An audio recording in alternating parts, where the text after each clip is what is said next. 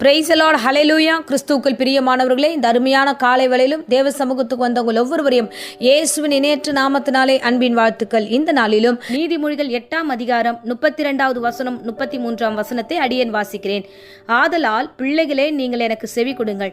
என் வழியை காத்து நடக்கிறவர்கள் பாக்கியவான்கள். நீங்கள் புத்தியை கேட்டு ஞானம் அடையுங்கள், அதை விட்டு விலகாதிருங்கள். ஹல்லேலூயா. பாருங்க, கர்த்தருடைய வழியை காத்து நடக்க வேண்டும். கர்த்தருடைய வழி என்ன? கர்த்தர் சொல்ல, நான் பரிசுத்தர் ஆகியால் நீங்களும் பரிசுத்தமா இருங்கள். ஸோ கர்த்தருடைய வழி பரிசுத்தமான வழி. அது மாத்திரம் இல்லாம 1 தீமோத்தேயு 4ஆம் அதிகாரத்தில் கர்த்தர் சொல்கிற வார்த்தை, நீ வார்த்தையிலும் நடக்கையிலும் அன்பிலும் ஆவிலும் விசுவாசத்திலும் விசுவாசிகளுக்கு மாதிரியா இருக்க வேண்டும் என்று. அப்போ நம்மளுடைய வழிகளில், நம்ம நடக்கைகளை, பேசுற பேச்சு, நம்மளுடைய நடைமுறைகள், செயல்பாடுகள் எல்லாமே அசட்டை பண்ணப்படக்கூடாது. அசட்டை பண்ணுகிறவர்களா இல்லாம பரிசுத்தம் உள்ள பிள்ளைகளா, விசுவாசிகளுக்கே மாதிரியா இருக்கிற பிள்ளைகளா நாம் நடக்க வேண்டும் என்று வேதம் சொல்லுகிறது. ஆமென். இவை எல்லாவற்றையும் காத்து நடக்க வேண்டும். இது கர்த்தருடைய வழி. கர்த்தர் நமக்கு போதித்திருக்கிறார். அதுதான் அடுத்த வசனத்தில் சொல்லப்படுகிறது, நீங்கள் புத்தியை கேட்டு ஞானம் அடையுங்கள்.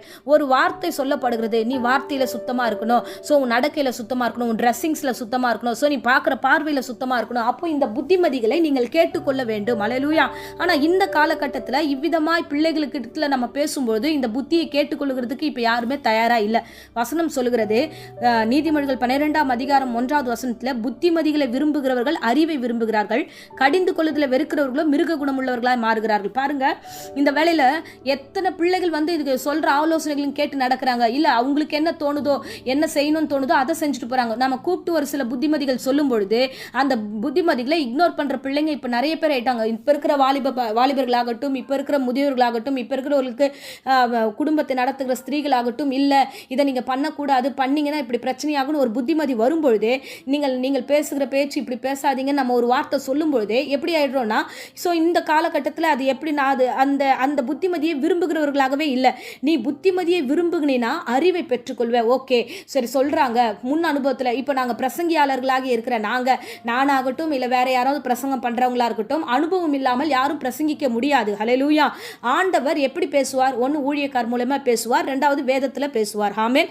ஸோ இப்போ நம்ம பேசும்போது, நம்மளை கடிந்து கொள்ளும்போது, நமக்கு சில ஆலோசனைகளை கொடுக்கும்போது நீங்கள் அந்த புத்திமதிகளை ஏற்றுக்கொள்ளுகிற பிள்ளைகளா இருக்கணும். ஒருவேளை இவங்க என்ன சொல்றது, நம்ம என்ன கேட்கறது, இதெல்லாம் நமக்கு தெரியாதா, நமக்குன்னா அறிவு இல்லையா, ஏன் இவங்கெல்லாம் சொல்லணும் அப்படின்னு நீ நினைச்சிட்டினா, உன் மனது பிசாசு மிருக குணமுள்ளவனாக மாற்றுகிறான். அப்போ எதுலையுமே உனக்கு அன்பு இல்லாம, எல்லாமே உனக்கு ஒரு கேள்வியாகவே, எல்லாமே உனக்கு தேவையில்லாத ஒரு சூழ்நிலையில உன்னை கொண்டு போய் விட்டுருவான் பிசாசு. ஹல்லேலூயா.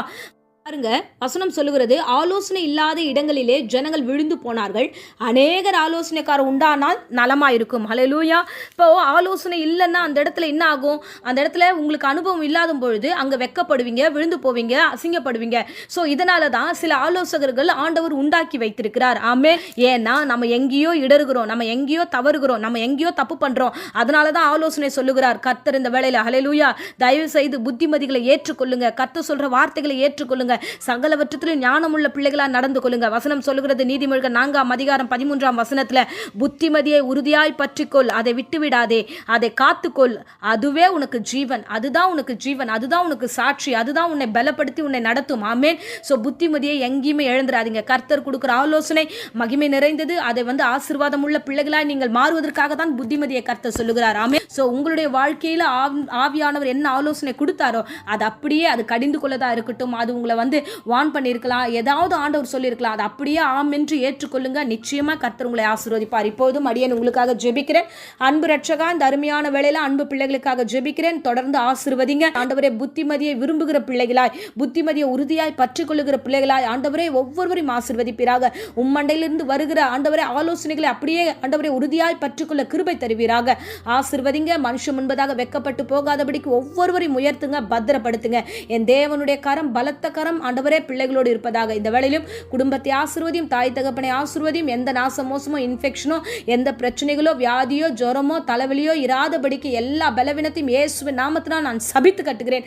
பூர்ண சுகமும் ஆரோக்கியமும் அந்த வீட்டை நிரப்பட்டும், தொடர்ந்து காத்துக்கொள்ளும். இயேசுவின் இணையற்ற நாமத்தில் பிள்ளைகளை ஒப்பு கொடுத்து ஜெபிக்கிறேன் ஜீவனுள்ள நல்ல பிதாவே. ஆமென். ஆமென். Praise the lord. God bless you.